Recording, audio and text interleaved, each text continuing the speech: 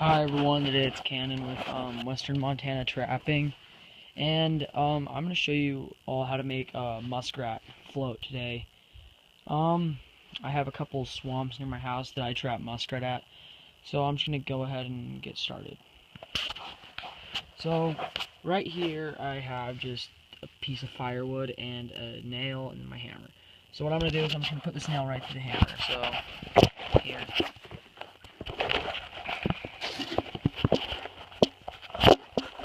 Hope you guys can see it.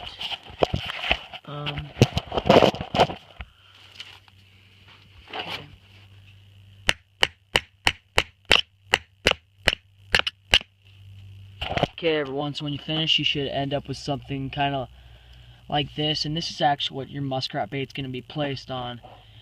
And then your platform, so,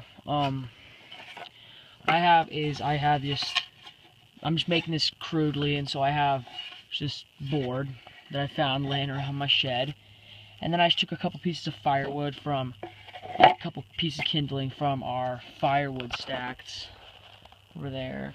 So, what I'm going to do is I'm just going to place both of these on here like this. This is going to be my guide to get my muskrat to come up and explore, if you will, where my bait's going to be placed. And my bait's actually going to be kind of like this. So you guys kind of see how this is me going. Here, I'm going to drill these pieces down and then I'll get back. Okay, everyone, here is the drill and finished project of the muskrat float.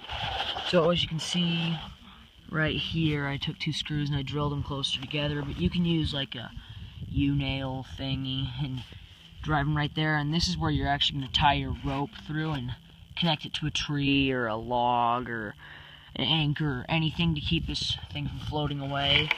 And then right here, this screw, I drilled it in about halfway, and I did one on actually both sides. And right here, basically all you're going to do is you're just going to take the swivel on your number one trap, like your coil spring, your long spring, or what or a number 1.5, I guess. It kind of depends on how you prefer, but I would just take, because I use number 1 coil spring for muskrats, I just take my swivel, I place it over there, kind of just get it down there snug, just move it, and then I would set the trap.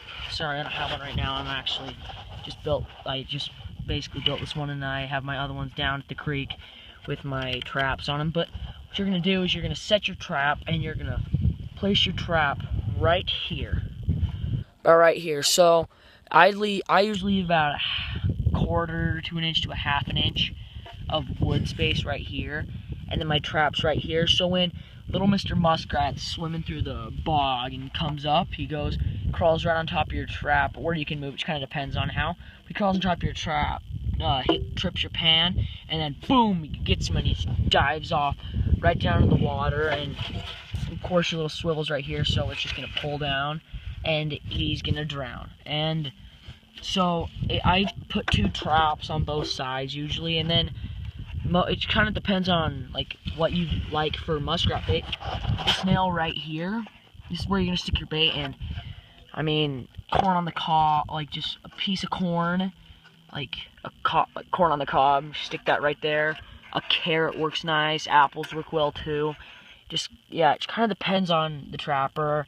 And then some people use muskrat lure. They'll put like a weed with muskrat lure. I don't. I mean, you can. I have before, and I've caught muskrats on it, but I've caught muskrats on them either way. So it kind of depends on how you like to trap. And so I'm going to hook up my rope, and then I will show you the very finished product. And I hope you catch some rats. This is Cannon Hawks with Western Montana Trapping, and thanks for watching. Go catch some rats.